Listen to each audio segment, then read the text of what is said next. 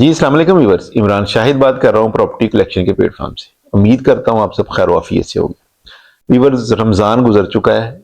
ईद भी गुजर चुकी है। ईद के बाद फर्स्ट वीडियो बना रहे हैं। वीडियो काफ़ी टाइम फ्रेम के बाद बन रही है। उसकी वजह ये थी कि एक तो रमज़ान में टाइम फ्रेम ऑफिस का ज़रा वो मैनेज करना मुश्किल हो जाता था। 3-4 घंटे का टाइम होता था जिसमें बहुत सारी चीज़ें मैनेज करनी होती थी। वीडियोज़ का हमें टाइम नहीं मिल रहा था। बहरहाल अभी ईद गुजरी है तो फर्स्ट वीडियो स्टार्ट कर रहे हैं। वीडियो जो आज बना रहे हैं वो मार्केट सिचुएशन। मार्केट खैर अभी ओपन नहीं हुई, मार्केट अभी क्लोज है। रियल स्टेट ऑफिस तकरीबन क्लोज है अभी। मगर ये कि हम बात करेंगे कि ईद से पहले जो कस्टमर्स हमारे पास आए थे वो किन किन चीज़ों में उनकी दिलचस्पी थी, कौन सी चीज़ें वो बाय करना चाह रहे थे। तो आए इसी वाले से वीडियो स्टार्ट करते हैं।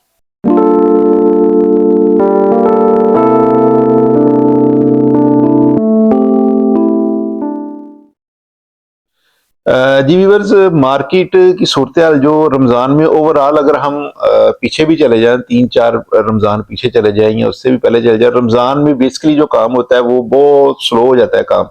एक तो ऑफिस टाइमिंग जो है वो जोहर के बाद स्टार्ट होती थी और असर तक टाइमिंग रहती थी। यानी कि 5-5:30 बजे हम ऑफिस बंद करके वापस आ जाते थे, जिसकी वजह से 3-4 घंटे का ये जो गैप होता था जिसमें सारी चीज़ें हमने मैनेज करनी होती थी। बहरहाल इन 3-4 घंटों में भी अल्हम्दुलिल्लाह काफी सारे कस्टमर्स जो है वो बहरिया टाउन का रुख कर रहे थे, बहरिया टाउन आ रहे थे। मगर बहुत सारी प्रॉब्लम्स हमने फेस की हैं। जैसे वो एफपीआर का मसला बन गया था। नैब ने काफी ज्यादा बहरिया के ऊपर कुछ एलिगेशन लगा दी थी। काफी उन्होंने जो बहरिया की कमर्शियल प्रॉपर्टी है उसके ऊपर उन्होंने बैन कर दिया था कि इसकी सेलिंग, बाइंग या रेंटल इसकी वो नहीं कर सकते। ट्रांसफर्स वगैरह बंद थी। मगर अल्हम्दुलिल्लाह जो रेजिडेंशियल प्रॉपर्टी जितनी भी थी वो ईद से पहले भी उसकी ट्रांसफर हो रही थी और ईद के बाद आज के दिन भी अगर अभी खैर हेड ऑफिस ओपन नहीं हुआ। 7 तारीख को, 7 अप्रैल को हेड ऑफिस ओपन हो रहा है। उसके बाद फिर इसकी ट्रांसफर या इसकी सेल परचेज वो दोबारा स्टार्ट हो जाएगी। सेल परचेज जो सबसे ज्यादा रही है ईद से पहले, उसकी अगर मैं बात कर लूं, अगर मैं प्लॉट्स की बात कर लूं तो प्लॉट्स की बिल्कुल माइनर सी थी। कोई चांस डील अगर आती थी तो वो बिक जाती थी। अदरवाइज जो प्लॉट्स की सेलिंग बाइंग है वो आप कह लें कि 100 में से 10% सेलिंग बाइंग थी।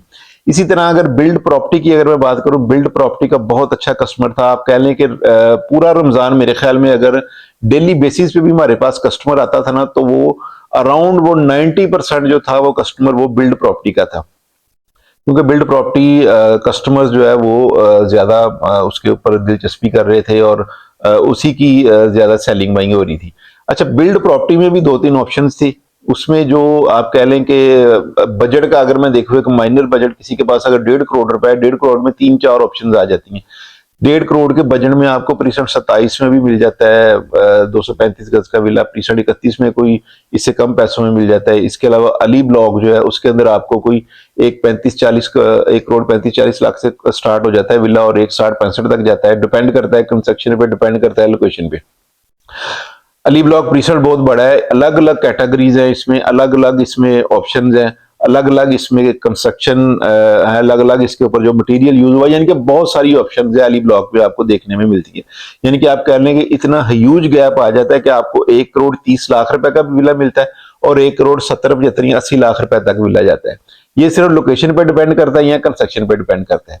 अच्छा, इसी में अगर मैं बिल्ड प्रॉपर्टी में बात कर लूँ, इस 1.5 करोड़ के बजट में आपको 11B का भी 152 गज का विला मिल जाता था। एक 150 के अंडर अपना 11A का 152 गज का जो विला है वो तकरीबन कोई एक 60 अराउंड 55-60 के करीब मिलता था। जो 10B है प्लॉट्स की मैं बात कर लूँ, 125 गज के वहां पर बहरिया ने प्लॉट्स दिए थे। प्राइवेट कंस्ट्रक्शन है, वहां पर भी तकरीबन कोई 1 20 25 30 तक विला मिल जाता है। इसी तरह अगर मैं बात कर लूं प्रीसेंट 15 की अच्छी सेलिंग बाइंग हुई है। मगर वहां पर भी आपको जो विला मिलता था वो तकरीबन को 1 करोड़ 20 से 25 लाख या 30 लाख की ब्रैकेट में मिलता था।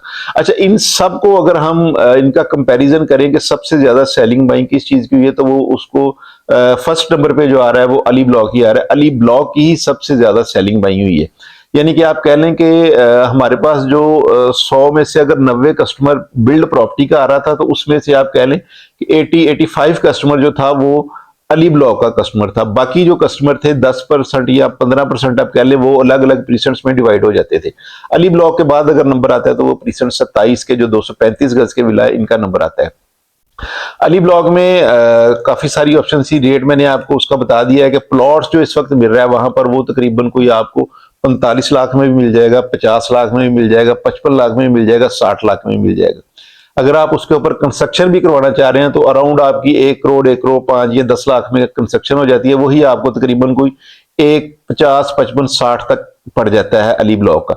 इसी तरह अगर आप प्रीसेंट 27 में 235 गज का विला परचेज करते हैं, वहां पर आपको 3 बेड अकोमोडेशन के साथ 1 करोड़ 50, 55 तक का विला मिल तो जाता है। मगर आपने एक चीज माइंड में रखनी है कि एक तो आपको सेपरेट इसमें ड्राइंग रूम नहीं मिलता, सेपरेट आपको सिर्फ 3 रूम्स मिलते हैं। ड्राइंग रूम के लिए सेपरेट आपको वॉशरूम नहीं मिलता। अली ब्लॉक की निस्बत आपको सेपरेट ड्राइंग रूम ही मिल जाता है। उसके अलावा आप डिपेंड करता है आपके ऊपर के आप उसके ऊपर 3 रूम चाहते हैं या आप 4 रूम चाहते हैं। ग्राउंड फ्लोर पे उसका एक ही रूम होगा, फर्स्ट फ्लोर पे उसके 3 रूम भी बन जाते हैं, 2 रूम भी बन जाते हैं। मगर जो 2 रूम होते हैं वो ज्यादा बेस्ट होते हैं, जरा थोड़ा सा हवादार घर बन जाता है।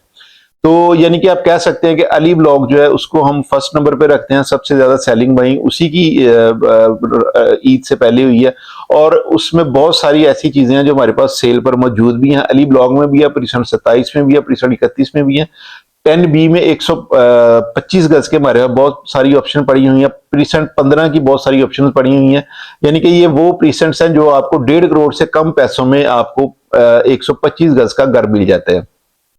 प्रीसेंट 15 में इलेक्ट्रिसिटी की वायर बिछनी भी काफी देर से स्टार्ट हो गई है, तकरीबन कोई 4-5 माह में। अब तो खैर बहरिया ने वहां पर लाइट देनी स्टार्ट कर दी है। 10B में ऑलरेडी बहरिया की लाइट है।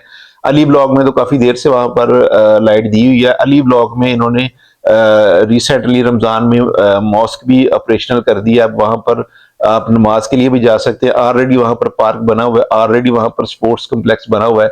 शॉपिंग गैलरी अभी वहां पर नहीं बनी। अली ब्लॉक की रहायशियों के लिए शॉपिंग गैलरी जो यहाँ वो 10A में जाते हैं या फिर वो इम्तियाज ही जाते हैं। अभी वर्ष ये वो इन्फॉर्मेशन थी जो बिल्ड प्रॉपर्टी की थी। प्लॉट्स के वाले से अगर मैं आपको बताता चलूं, प्लॉट्स की इतनी सेलिंग बाइंग नहीं रही है, मगर ये कि प्लॉट्स आज के दिन भी आपको बड़े रीजनेबल पैसों में मिल जाते हैं। जैसे मैंने आपको बताया कि अली ब्लॉक में भी आपको 45-50 लाख का प्लॉट मिल जाता है।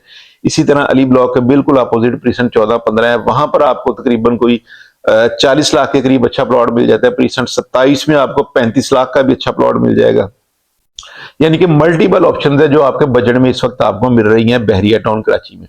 इसके अलावा इससे भी अगर कम बजट में आप जाना चाह रहे हैं तो बहुत सारी ऑप्शन है। प्रीसेंट 26 है, प्रीसेंट 25 है, प्रीसेंट 24 है, जो कि आपको अंडर 30 लाख के अंदर अंदर आपको 25 से 30 लाख के बजट में आपको एक अच्छा रीजनेबल प्लॉट मिल सकता है, और वहां पर आप फॉरेन कंस्ट्रक्शन भी कर सकते हैं। ये वो प्रीसेंट है जिनका बहरिया ने पोजेशन दिया हुआ है।